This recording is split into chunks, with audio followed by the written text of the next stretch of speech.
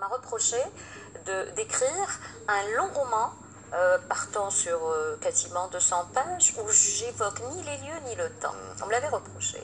Et donc Les Sanglots de Césarée arrive, le deuxième roman, donc Les Sanglots de Césarée. Je suis dans les lieux de Cherchel, de Césarée, la ville de Cherchel. C'était très important de donner les lieux et c'était très important de donner les dates. J'arrive par la danse du jasmin, où je suis plus sereine dans l'écriture, contrairement à l'ancien livre, aux Sanglots de Césarée, où j'étais dans une agitation, vraiment une ébullition, une agitation, une incompréhension, un questionnement. J'arrive à la danse du jasmin, où je suis plus sereine, où je suis dans une conversation, disons mes deux personnages, voire plus, on est dans un échange de femmes, comme des femmes qui peuvent être dans une soirée, dans une fête de l'Aïd, dans une réception, à discuter des thèmes de la vie. Donc, la danse du jasmin, en fait, pourquoi la danse? Parce qu'on va sentir cette chorégraphie de mots. Voilà. Et de rapport entre ces deux femmes. Cette musicalité.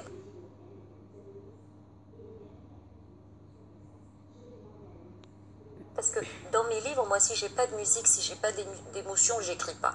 D'ailleurs, même pour revenir un peu sur l'ivresque, dans mes éditos, souvent on me reproche d'écrire trop avec une errance comme ça, des mots, et on me dit attention, c'est un édito, et là je reprends un peu mes esprits pour dire attention, il est question d'informer et non pas de donner. De poétique.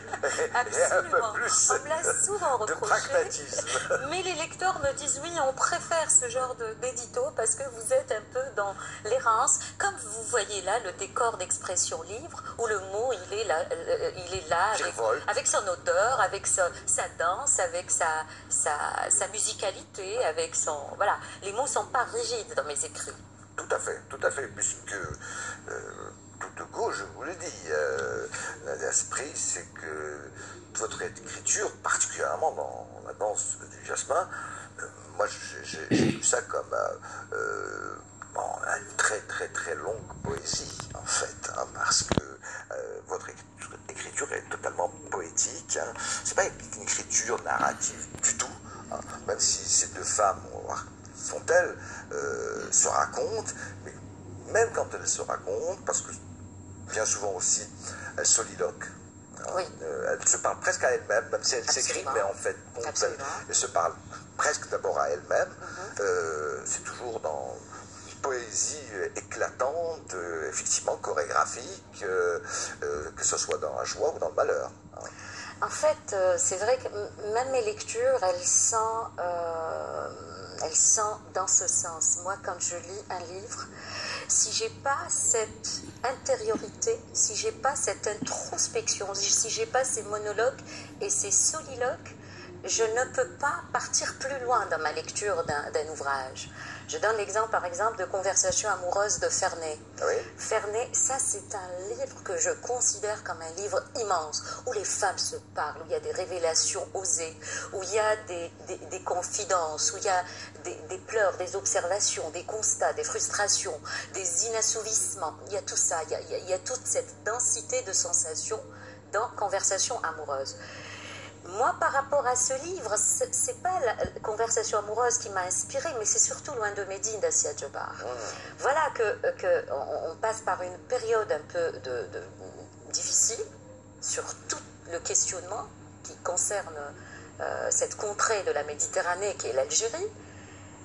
J'avais envie d'arriver et c'est pas de rajouter, mais de saluer ce livre par rapport à une conversation, un échange, donc c'est un roman épistolaire, c'est une rencontre de deux femmes, de cultures différentes, de religions différentes, de croyances différentes, et moi dans ma vie de tous les jours, j'ai ces rencontres-là, avec des romancières du Pérou, du Brésil, de l'Espagne, de l'Italie, de quelque part dans le monde, et on n'est pas fasciné, mais on est passionné par un échange qui va dans ce genre de révélation, à savoir la culture dans toute sa diversité, elle n'est pas mieux que moi, je ne suis pas mieux qu'elle, mais on est dans un brassage de culture, on est dans un brassage de révélations, de confidences. Et voilà ce qui arrive dans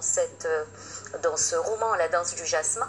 Donc vous avez Dania, qui est mon prénom un peu... voilà. Voilà. Donc Dania Nadia, et pourquoi? Parce qu'elle est éprise des mots. Voilà pourquoi elle me ressemble. Mais je reste cette passionnée des lieux. Je reste cette passionnée des lieux comme Isabelle.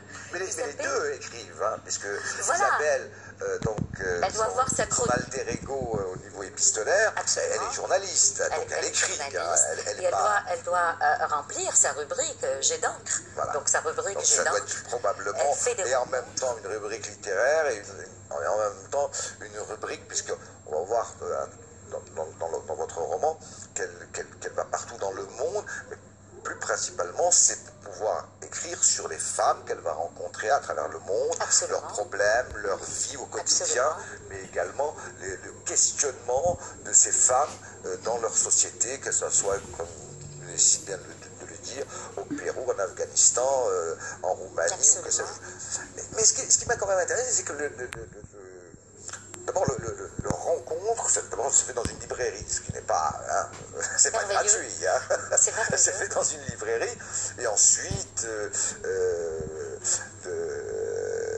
les remerciements, les politesses, oui, et voilà, en rentre. Ce que vous venez de dire m'a titillé, parce que au départ, dans leur relation épistolaire, hein, elle commence d'abord par parler de culture, hein, l'écriture, le roman, bien sûr avec un background, la culture de chacune de son pays. Ensuite, on passe à un autre palier, qui est celui de la place de la femme, chacune dans la société, et d'une façon générale la place de la femme. Et puis, troisième partie du roman, si je puis dire ainsi, parce que c'est pas décomposé comme cela, mais troisième partie du roman, c'est une discussion quasi métaphysique, mystique, hein, sur le rapport à la foi, hein, à la spiritualité, à la transcendance de soi. Hein. Et alors on voit bien cette garde-là. Au départ, bon, c'est qu'est-ce que tu as à me dire, qu'est-ce que j'ai à te dire sur nos cultures propres. Ensuite, qu'est-ce que tu as à me dire, qu'est-ce que j'ai à te dire sur moi, comment je me vis en tant que femme.